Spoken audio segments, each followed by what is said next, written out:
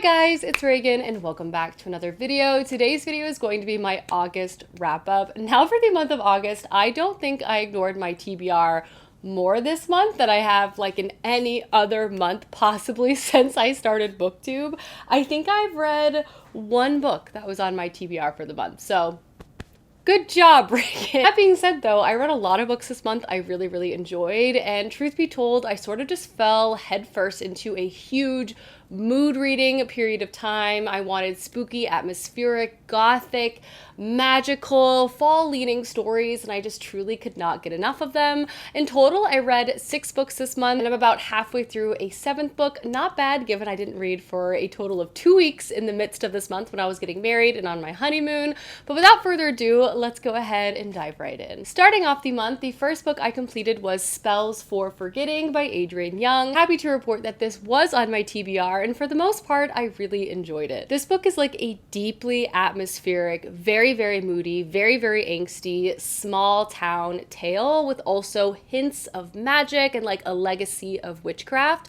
The book itself is set on this island called Sarcy Island, which is a really small town and community that has its origins in witchcraft. The island itself has a very small population, aside from small periods during the year, particularly the fall season when lots of tourists come to check out their apple orchards and like their various shops on the island. The people living here are not too friendly to outsiders. There's also lots of like generational disputes at play. In this story, we're introduced to our main character Emery, whose world was essentially turned upside down 10 years prior when her best friend died tragically, and the entire town accused her boyfriend at the time, August, of committing the murder. Shortly after the events occurred, August fled the island with his mother, never having any communication with Emery ever again. Since this very fateful day, Emery's been doing the one thing she swore she never would, and that is staying on the island and actually taking over her mother's tea shop. One morning though, she wakes up to see an omen. Every single leaf on the island has turned overnight, and she knows something is about to shift and change, and that is August Salt is back on the island for the first time in over 10 years to kind of settle some unfinished business, bringing up pain from the past and also the mystery of the past surrounding the death of this girl on the island, as well as a fire that occurred that night as well. This book is so moody, so angsty. It's very dramatic, and the mystery component about what happened on that fateful night really pulled me through the book. There's lots of different players. Obviously, this is a small town setting, so there's lots of gossip, lots of distrust, and again, lots of things that are happening over generation. You really see how that all kind of impacts the story too. This book also heavily centers a very dramatic, faded romance between our main characters. The story itself structurally shifts back and forth in time, kind of following the events as they lead up to this tragic moment, as well as present day, and how these two timelines interact and overlap is really fascinating. And I also feel like the author did a really great job kind of selling the fact that Emery and August are these sort of fated lovers, drawn to each other, detached from each other. Again, both of them have been kind of struggling, living depressing lives since they've been pulled apart from one another. You kind of get my drift. Overall, I found this book to be really entertaining. I was compelled by the sort of thriller component. I love the small town setting. It made me crave fall to no end. I feel like the author did such a great job writing that sort of rainy, cozy, crisp leaves crunching under your feet feeling. It was by no means mind-boggling. I wouldn't say it was perfect, but if you're looking for like a moody, small town setting thriller book, this was a great one to check out. I honestly would give it like a 4 out of 5 stars. I was very entertained. From there, I was craving more spooky good times, so I decided to pick up A House with Good Bones by T. Kingfisher. T. Kingfisher is one of my favorite authors. I feel like she blends like really strange and often dark stories with still very compelling, heartwarming characters that you can root for. And in this gothic horror story, I feel like she did that perfectly. This is a haunted house tale, and while it was definitely spooky and leaning on the horror tropes that you would expect in a story like this, it was still rooted in such likable characters that I found myself laughing and smiling along the way. This balance between being scared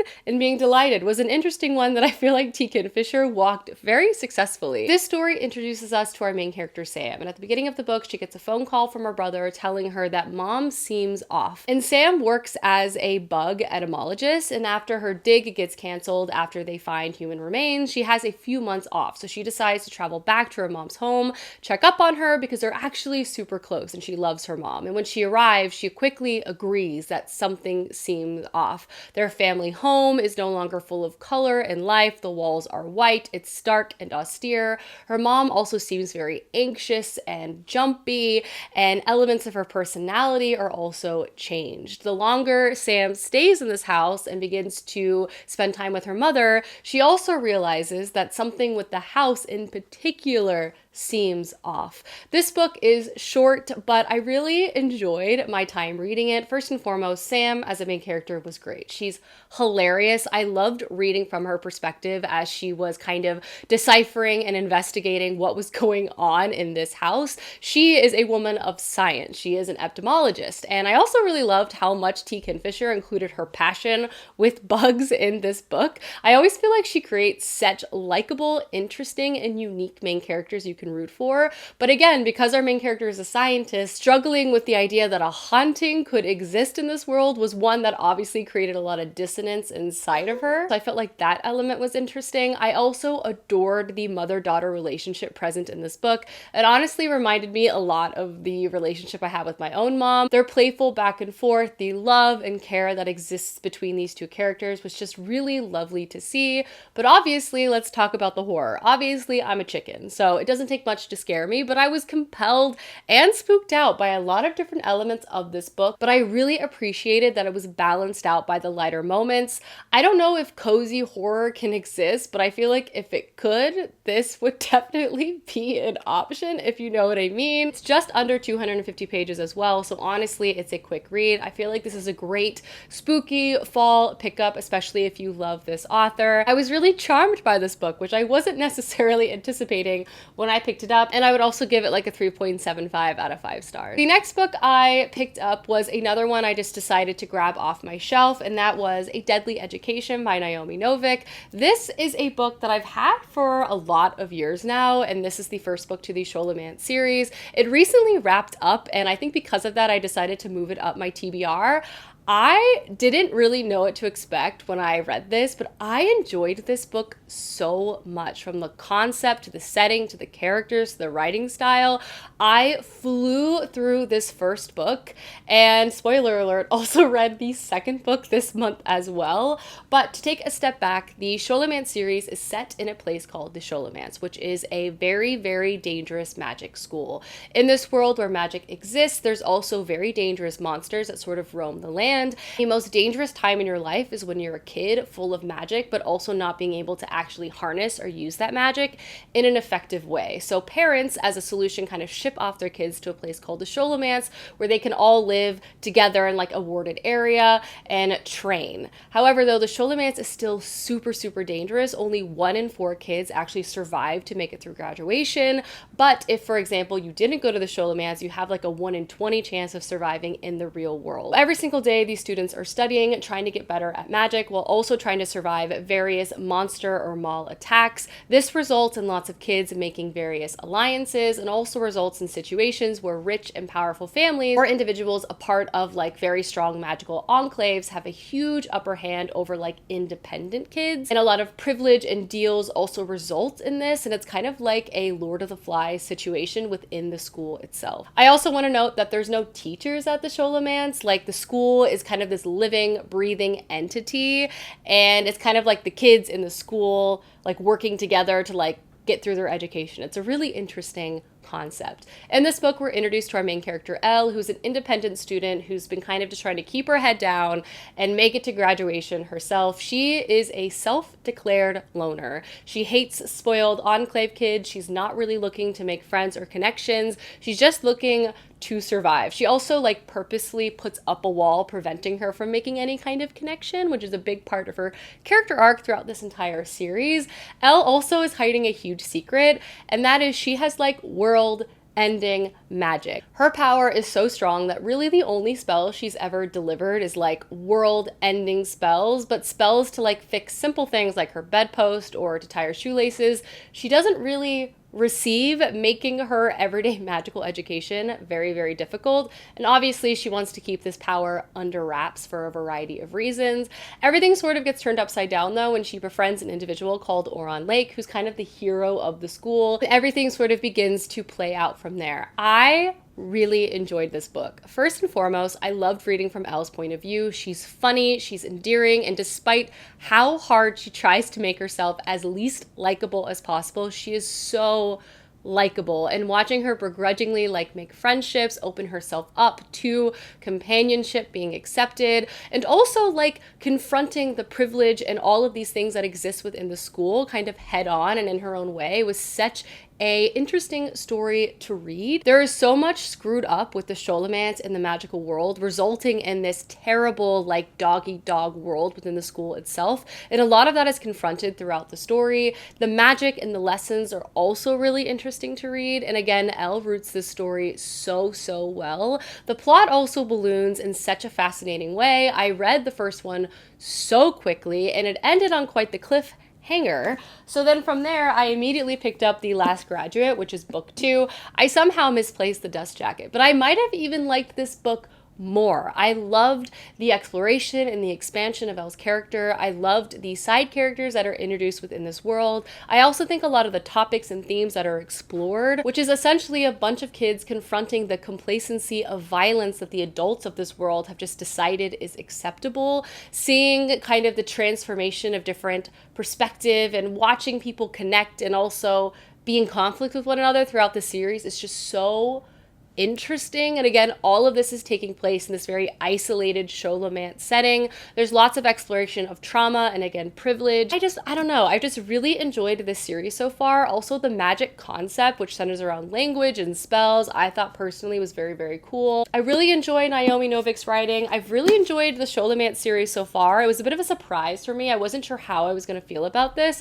It's also been a minute since I've read, I believe this is YA fantasy, but I flew through it and I want to read the third one right away. I've just found them all to be so entertaining. I honestly would give A Deadly Education like 4.5 and The Last Graduate 5 stars. Like these were just so good. And like, again, perfect fall reads. And I just think conceptually it just worked for me so well. The next 2 books I read this month are both gothic horror books, because if there's one thing about me, ever since I read Jane Eyre, I love a gothic horror story. There's something about a creepy old house, weird characters, Victorian horror tropes that gets me every single time. And the first book I picked up was Vampires of El Norte by Isabel Cañas. This was one of my most anticipated releases of the year, and boy oh boy did it not disappoint. I read The Hacienda by this author last year and adored it. It was again just the perfect combination of gothic horror, melodrama, angst, and romance that just had me flipping through the pages, and this book was no exception. I loved it so much. This is another gothic horror story set in the 1840s, but this time it centers vampires. This book we follow Nina and Nestor, and we actually read from both of these characters' perspectives, which is also so incredibly effective. They grew up on the same piece of land together, the same ranch, and they were inseparable as children. As they sort of grew up in adolescence and also becoming teenagers, they quickly realized that their feelings might be something more, but something very tragic happened, resulting in Nina being attacked in the night by some sort of mysterious monster, resulting in Nestor actually thinking Nina died. That night, Nestor fled from the ranch thinking that his beloved had passed away, kind of kept running ever since, hoping to sort of make his fortune so he can have his own ranch one day. However, though, Nina did not die from this attack, and she just believed Nestor left for no reason, never to hear from him again, and she obviously is heartbroken for a very different reason. Fast forward about 10 years, there is new aggression in the area where people from Texas are basically trying to steal land from the people who have lived here for many generations, resulting in a war, pulling in Nina's family and the people living on the ranch into this conflict. Alongside this, these very mysterious attacks continue to result both on the battlefield and around the battlefield too. Nina, who's been training in healing with her grandmother, decides to go to the front lines to help out, where she runs into, unexpectedly, Nestor. And obviously everything is turned upside down from there. I mean, Where do I even start? First, the setting and the concept, incredible. I love the historical settings that this author puts her books in. Not only do they create such a vivid tapestry to experience the story, and they also directly impact and also reflect sort of the monstrous elements too. Obviously, we have vampires, but we also have white settlers who are also trying to suck the land dry from the people who have already lived here. There's parallels happening, which I appreciate so much. There's also lots of discussion about privilege and class and wealth, particularly between our two main characters, Nina and Nestor, which again is really important socially to the time period too. The melodrama, the angst, the tension, the just my heart while reading this book and being able to read from both perspectives was just spectacular. Both of these characters love the other, but they're also processing trauma that are different from one another. Nestor literally thought Nina was dead, and Nina thought Nestor left her. So they both have to process and overcome this, and also overcome all of the time that has passed. Add literal vampires and a very intense conflict into the mix with lots of side characters and family drama. Oh, I read this book in like 24 hours. I could not put it down. It just had the perfect mixture of everything I love. This was so good, so entertaining. This author has my heart. I love her books so much.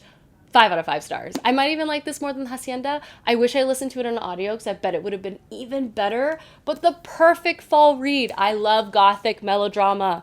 Read this book. And then the last book I was able to complete for this month was the 13th Tale by Diana Setterfield. This is another book I sort of just picked up on impulse. I was craving more gothic stories after I finished the Vampires of El Norte. And when I was looking at books online for fans of Jane Eyre, because sometimes I do that, this book came up a lot. And this is a book that I've like had on my radar for a really long time. I think this book came out like over 20 years ago, and I recently picked it up at the used bookstore. So I thought, you know, let's give it a try. And I'm so glad I did, because this book was unsettling and one I just absolutely tore through. But this story follows and is told from the perspective of our main character, Margaret. Margaret has grown up in her father's bookstore full of very rare nonfiction and like older fiction works. She spent her time working there, reading books in the stacks. She also has kind of always had kind of a melancholy spirit due to a variety of reasons that she sort of reveals throughout the story. But she's also always had a fascination with death, as well as writing biographies about people who've kind of been lost in time. At the beginning of this book, she's propositioned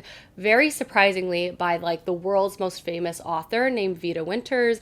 Vida Winters is notorious, very rich, and also very reclusive and secretive. While her books are some of the most popular in the world, no one actually knows anything about her. And she's also known to weave these outrageous and fantastic tales when anyone asks, until now, because Vida Winters has invited Margaret to come out to her home and basically write down her life story, the final 13th tale of her life.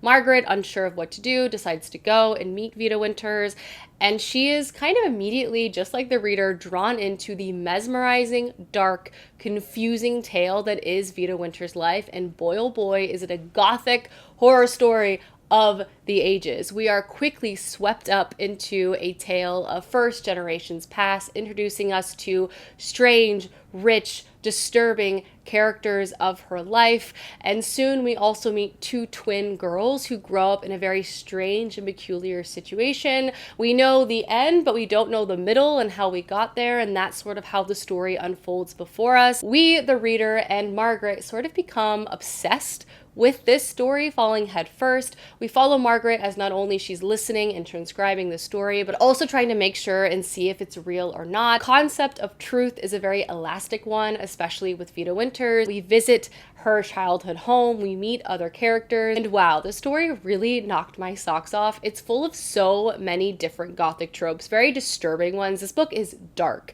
It also has a writing style that will just completely pull you in. It has such a moody atmosphere, sort of like creaking floorboards and old dusty books that you open up. Initially such an inviting situation, especially if you love to read, that quickly like spirals out of control, but I couldn't put it down. I was disturbed. I was fascinated. I needed to know how the tale was going to end. And Vida Winters grabbed me. She hooked me just like Margaret, and I flew through this book. I will say it was oddly a little too sweet for me at the end for how dark this book was for like the majority of it, but nevertheless, I enjoyed this. I really liked the entire experience, and if you love gothic stories, you have to pick this book up. I think I'd give this like a 4.25 out of 5 stars. The last book I'm just going to quickly mention is The Long Way to a Small Angry Planet by Becky Chambers. I read about 50% of this book before I decided to only read like gothic, spooky, strange, atmospheric vibe stories, but the 50% I did read, I did enjoy. I just wasn't entirely in the mood for like a space romp, it turned out this month. But this book is definitely written in the charming Becky Chambers style and feels like one I will definitely complete and for sure continue to check out more books in this series. I have not completed it, so I'll save my overall thoughts and feelings. But this is a story introducing us to our main character, Rosemary, and she is not expecting much when she signs on to the Wayfarer team. The ship has been patched up numerous times. The crew itself is made up of a very interesting mix of people with their own stories and backgrounds. However, though, when the crew is kind of offered an opportunity they can't turn down, which is to tunnel through like wormholes, they decide to take it up, kind of putting Rosemary in a position in a more dangerous situation that she wasn't necessarily expecting. Of the 50% I've read so far, it's full of so many likable, compelling, heartwarming character interactions and situations. This is a sci-fi story, but it's very character forward. It's one that's supposed to make you smile and laugh and cry with the characters that you're introduced to. Obviously, Becky Chambers has a talent for this type of writing, and it really, really shines in this so far. I will be finishing this. I just haven't finished it quite yet. Alrighty, guys, those are all the books I've read for the month of August. Please let me know down below some books you've read recently, as I would love to know, and I will see you soon with another video soon. Goodbye!